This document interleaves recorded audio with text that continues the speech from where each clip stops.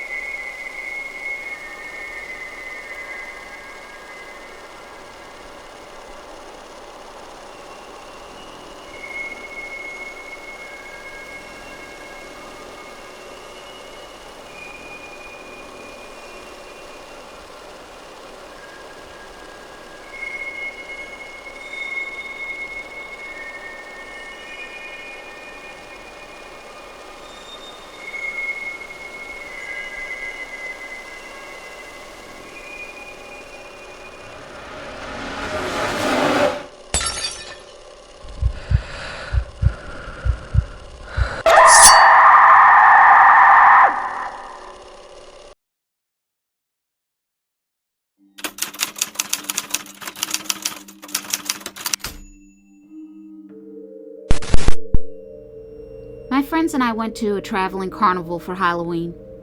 We thought it would be fun to ride some rides, to check out the fun houses for some laughs and screams. Who knew it would turn out to be a nightmare to remember? It was a perfect autumn night, on the 31st of October. I met my friends after school, so we could all go together. It was my best friend Amanda, her boyfriend Kevin, my crush Jacob, and my name is Heather. Kevin drove us to the carnival. It was in a big open field. It was about an hour outside of our small town. The town was excited. We don't have much going on around here. So most of the teenagers in our town went to the carnival that Halloween night. We were ready to have a good time. As we approached the carnival, we could see all the colorful lights. In the big field in the dark, it was very bright. My friends and I were excited to go inside. I couldn't wait to get on all the rides. We ate hot dogs, popcorn, cotton candy, funnel cakes, and milkshakes. It was great. It was getting closer to the time for us to get in line for the fun house. The carnival was coming to an end, and we could see there was a crowd. As we stood in line, we could see the workers in masks and costumes scaring the people as they walked around. But the line went pretty fast, and in a flash, we were at the front of the line. Our group was up next to go inside.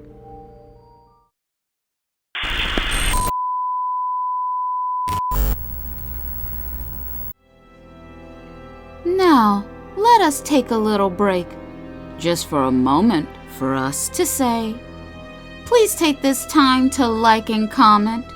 We love to hear from you, for you to let us know you like what we do. And if you're new, please subscribe and become a part of our crew. Thank you.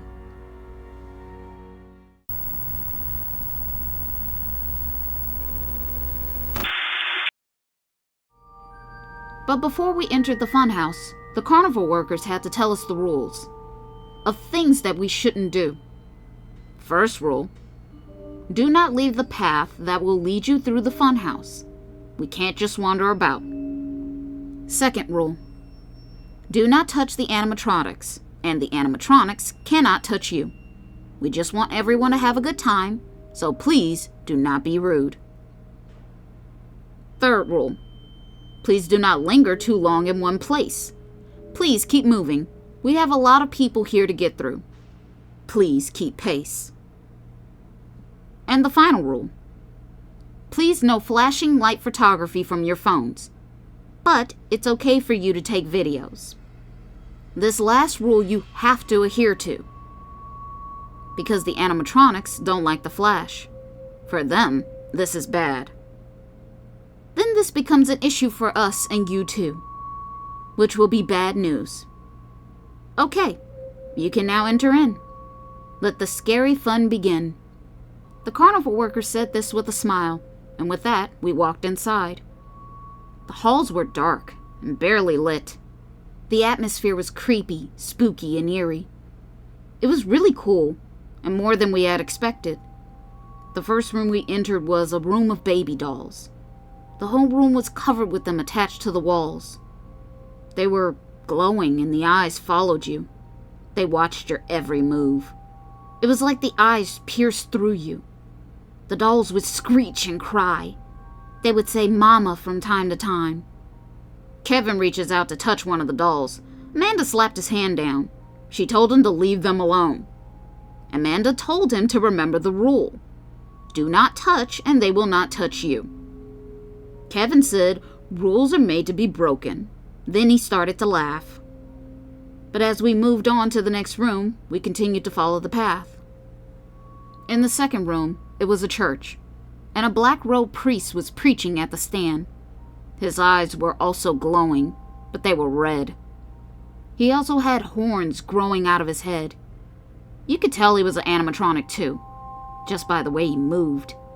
He pointed towards us and told us tonight we are going to die. We will not make it out of here alive. Then he smiled. I was terrified. Me, Amanda, and Jacob were ready to move on, but Kevin just wanted to do what he wanted. He wanted to take a picture of the priest, but it was pretty dark and he couldn't see. So he turned on the flash on his phone camera and he took a couple of pics. All we heard was his phone clicks. Suddenly, the animatronic priest went haywire. It went crazy. It started twitching and then it powered down. But suddenly, it came back to life.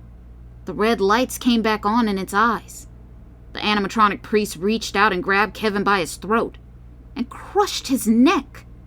And just like that, he was gone. Amanda screamed out, "No!" Then the priest looked at us. It started to move as it threw Kevin's body to the side. Then it said, "I told you, you were going to die." I grabbed Amanda by the arm as we started to run. But the priest was fast as he grabbed her other arm and pulled it off. Jacob pulled me away from Amanda's grasp. He told me keep moving and don't look back. All I heard was Amanda screaming as he ripped her body in half. Jacob and I ran into the Hall of Mirrors, looking for an emergency exit. I couldn't believe this was happening. 2 of my most closest friends were gone. I just want to make it out of here and go home. The Hall of Mirrors was a death trap. We couldn't tell exactly where we were at. It was bad. The priest started to break the mirrors as a part of his attack. There was glass all over the floor. It used the glass to track. We were backed into a corner with nowhere to go or run. I thought we were done. But that's when our town sheriff and deputies barged in. They had no idea they were entering the devil's den. When they encountered the animatronic priest, it was out of control. It was a bloodthirsty beast. It was completely OP. It was too much for the sheriff and deputies. It was an unfair fight. The animatronic took most of their lives. In the melee, me and Jacob made it out. We were able to escape the funhouse. When we made it to safety, we saw the funhouse was on fire. But unfortunately, the sheriff didn't escape. There were no survivors. This was a terrible tragedy that didn't need to be.